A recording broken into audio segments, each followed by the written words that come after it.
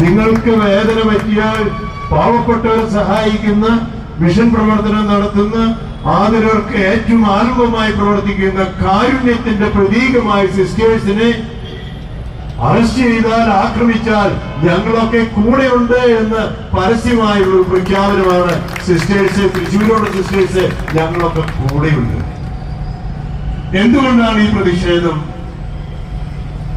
3 കാര്യങ്ങളുടെ ലംഘനങ്ങൾ നടന്ന് ക്രൈസ്തവർക്കെതിരെ, ന്യൂനപക്ഷങ്ങൾക്കെതിരെ, പൊതുവായി തുടർച്ചയായി നടക്കുന്ന ആക്രമണങ്ങൾക്കെതിരെ നമ്മുടെ വേദന അറിയിക്കാനും ന്യൂനപക്ഷങ്ങൾക്ക്, ക്രൈസ്തവർക്ക് സംരക്ഷണം നൽകാൻ ബന്ധപ്പെട്ട അധികാരികളെ ഓർമ്മിപ്പിക്കാനുമാണ്.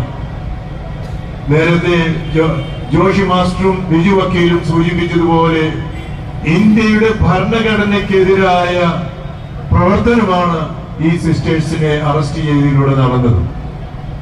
രണ്ടാമതായിട്ട് ഇന്ത്യയുടെ ഭരണഘടന നൽകുന്ന മതസ്വാതന്ത്ര്യം ഇവിടെ ഇല്ലാതാകുകയാണ്. ഒരു സിസ്റ്ററുടെ വേഷമെടുത്ത് യാത്ര ചെയ്യാൻ പോലും പാടില്ലാത്ത ഒരവസ്ഥ.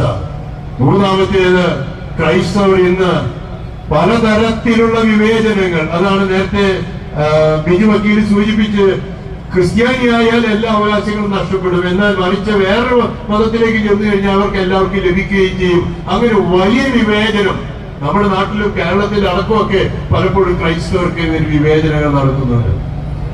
ഇതിന്റെ വെളിച്ചത്തിൽ വേദന അറിയിക്കാനും എത്രയും വേഗം ഈ സിസ്റ്റേഴ്സിനെ മോചിപ്പിക്കാനുമുള്ള അപേക്ഷയുമായിട്ടാണ് ഇന്ന് ഈ പ്രതിഷേധ റാലി നടന്നത്. എന്താണ് സിസ്റ്റേഴ്സിനെ അറസ്റ്റ് ചെയ്തപ്പോൾ നടന്നതെന്ന് ഇതിനു വേണ്ടി പല പ്രാവശ്യം ചർച്ചകൾ നടത്തിയ ഇന്നലെ സിസ്റ്റർ പ്രീതിയുടെ വീട്ടിൽ ഞാൻ പോയിരുന്നു. മിനിഞ്ഞാന്ന് രാത്രി സിസ്റ്റർ വന്ദനയുടെ സഹോദരനുമായി സംസാരിച്ചിരുന്നു.